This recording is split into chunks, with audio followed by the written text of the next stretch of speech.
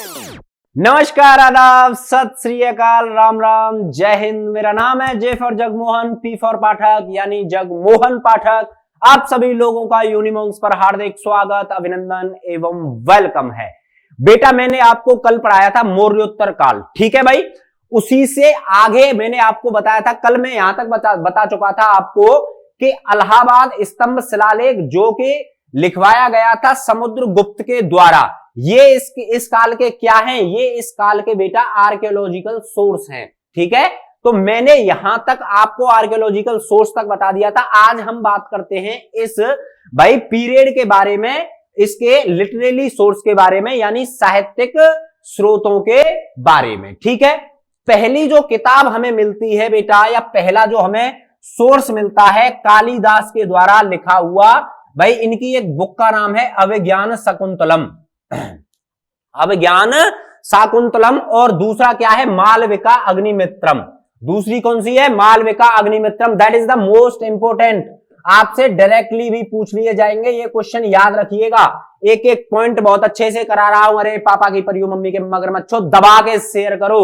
हर उस बच्चे तक हमारी क्लासेस पहुंचनी चाहिए बेटा जो सीयूईटी 2024 की प्रिपरेशन कर रहा है। उसकी प्रिपरेशन में बेटा थोड़ा सा सहयोग हमारा भी होगा तो वो हमको भी याद करेगा। सिर्फ आप लोगों से यही चाहिए कि ज्यादा से ज्यादा अगर आप लोग अपने दोस्तों के पास, अपनी मौसी के लड़के, बुआ के लड़के, जितने भी जो भी आपके लोग हैं जानकारी में हैं, लेकिन कौन से, जो बच्चा 11th क्लास और 12th क्लास में है, ऐसा नहीं है कि आप 8th क्लास वालों को भी पहुंचा देंगे, नहीं, 8th क्लास वालों के पास नहीं पहुंचाना है।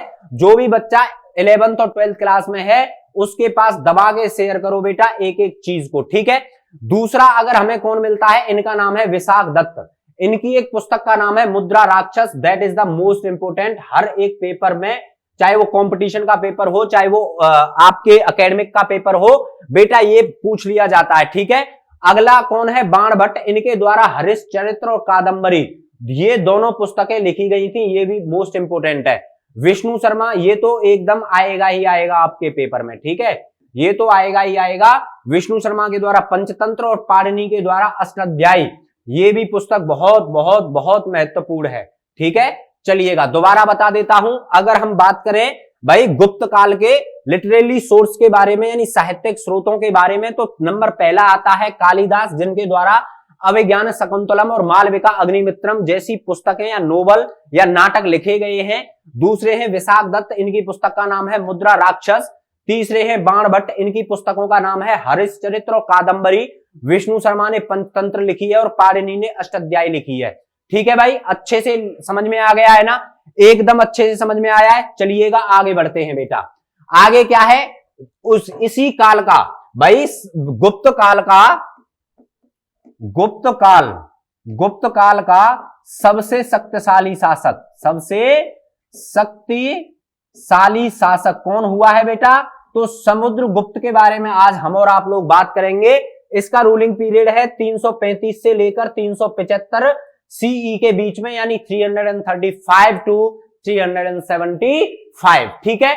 इसके द्वारा बेटा उत्तर भारत के 9 शासकों को और दक्षिण भारत के 12 शासकों को पराजित किया गया था। इसीलिए वीएस स्मिथ एक हिस्टोरियंस हुए हैं भाई यूरोप के, इन्हीं के द्वारा बेटा इसको क्या कहा गया है कि भारत का नेपोलियन कहा जाता है। क्या कहा जाता है बेटा? तो भारत का नेपोलियन। आपसे डायरेक्टली क्वेश्चन ये आने वाला है कि भारत का नेपोलियन किसे कहा जाता है। याद रखिएगा, भारत का नेपोलियन समुद्रगुप्त को कहा जाता है भाई। ही टुक द टाइटल ऑफ कौन कौन सा? तो विक्रमांक की उपाधि इसके द्वारा धारण की गई थी, ठीक है। विक्रमांक की उपाधि इसके द्वारा धारण की गई थी। इसी के द्वारा बेटा याद रखिएगा आप, ये जो हरि सेना है, ठीक है, ये जो हरि सेना है, इसी के द्वारा इलाहाबाद अभिलेख में अपनी जीत का वर्णन करने के लिए नियुक्त किया गया था। याद रखिएगा, इलाहाबाद स्तंभ या इलाहाबाद इंस्क्रिप्शंस में विक्ट्री किसकी है बेटा? तो विक्ट्री है समुद्रगुप्त की। किसकी? तो समुद्रगुप्त की जो विक्ट्री है, जो जीत है, उसका वर्णन मिलता है किसमें बेटा? तो इलाहाबाद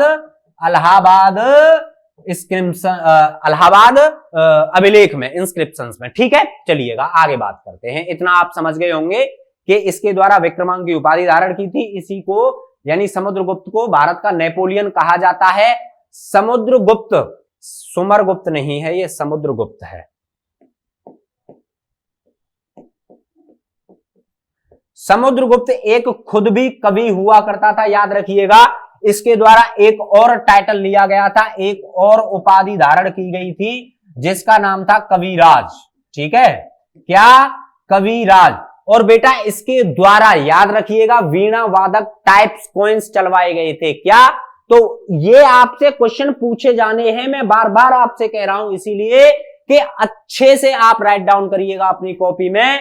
तो समुद्रगुप्त एक कवि था, इसके द्वारा बेटा वीणा वादक कॉइन्स चलवाए गए थे। इसने बौद्ध धर्म का संरक्षण किया, इसने भी बौद्ध धर्म को कंजर्वेशन दिया। ठीक है, तो आपसे क्वेश्चन 2-3 पूछे जाएंगे, यहां से और ज्यादा क्वेश्चन आपसे नहीं पूछे जाने हैं। आपसे क्वेश्चन पूछे जाएंगे कि भारत का नेपोलियन किसे कहते हैं, तो आप जानते हो समुद्रगुप्त को कहते हैं।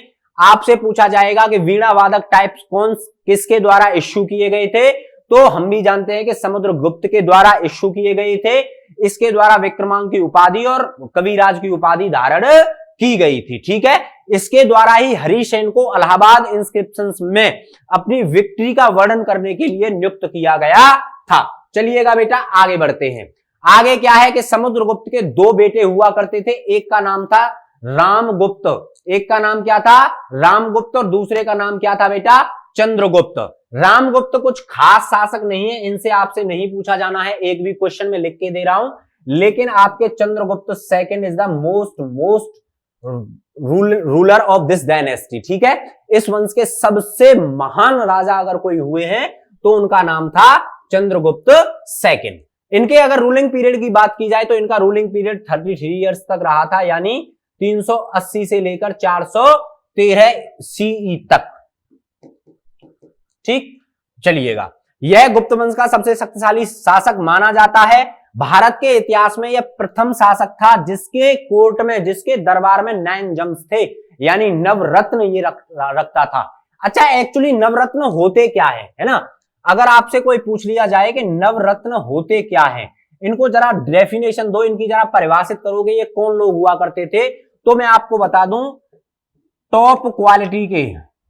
ठीक है भाई, टॉप क्वालिटी के जो लोग कौन कौन, जैसे इनमें डॉक्टर, इनमें राइटर है ना, इनमें एडवाइजर, इनमें सेनानायक, और इनमें आपके और कौन कौन भाई, इनमें आपके कोषाध्यक्ष, जो पैसे वैसे का लेन देन, जैसे हम आज अपने भाषा में फाइनेंस मिनिस्टर बोलते हैं ना, ऐसे ही ये नवरत्न हुआ करते थे। ये लोग इनको नवरत्न के नाम से जानते थे। ठीक है, तो आपसे क्वेश्चन ये पूछा जाएगा कि भारत के इतिहास में प्रथम उस शासक का नाम बता दीजिए जो नवरत्न रखता था। तो आपका आंसर क्या होना चाहिए? आपका आंसर होना चाहिए चंद्रगुप्त सेकंड। क्या बेटा? चंद्रगुप्त सेकंड। याद रखिएगा, ये मोस्ट इंपोर्टेंट पॉइंट है इसका कि 399 सीई में एक प्रसिद्ध यात्री फाहियान इसके दरबार में आया था, और बेटा 14 सालों तक वो यहीं रहा था। ठीक है, कितने सालों तक? तो 14 सालों तक भारत में ही रहा था। कौन? फयान। किसके शासनकाल में आया? चंद्रगुप्त सेकंड के शासनकाल में आया। कब आया? तो 399 सीई में इसने भारत का दौरा किया था। अगला शासक जाना जाता है बेटा कुमारगुप्त को। किसको? कुमारगुप्त को। कब से लेकर कब तक? तो 413 से लेकर 454 सीई तक इसके द्वारा रूल किया गया था। कुमारगुप्त को ही नालंदा विश्वविद्यालय, याद रखिएगा, नालंदा विश्वविद्यालय का संस्थापक किसको माना जाता है? नालंदा विश्वविद्यालय का संस्थापक कुमारगुप्त को ही माना जाता है। गुप्त काल में सबसे ज्यादा इंस्क्रिप्शंस जो मिलते हैं वो किसके मिलते हैं? कुमारगुप्त के ही मिलते हैं। दोबारा बता रहा हूं, कुमारगुप्त के द्वारा नालंदा विश्वविद्यालय एस्टेब्लिश्ड किया गया था, और इसी के शासनकाल में सबसे ज्यादा जो अभिलेख मिले हैं लिखे हुए वो किसके मिले हैं? वो कुमारगुप्त के मिले हैं। ठीक है भाई, आगे कुछ भी नहीं है, यहीं तक था। बिल्कुल एकदम आसानी से आप लोगों को समझ में ये चीज आई होगी। ठीक है भाई, आशा करता हूं स्क्रीनशॉट ले लीजिएगा भाई। बेटा शेयर करना ना भूलें, है ना भाई, आपसे निवेदन ये है कि आप लोग शेयर करना ना भूलें भाई, क्लास को दबा के शेयर करते रहिएगा बेटा। और यूनिमॉन्क्स के ऑफिशियल जो ऐप है प्ले स्टोर में जाइए, उसको डाउनलोड जरूर कीजिएगा ताकि आपको जो पेड कोर्सेज है वो वहां पर अवेलेबल हो जाए। ठीक है भाई, कल मिलूंगा इसी टाइम पर, तब तक के लिए नमस्कार, जय हिंद।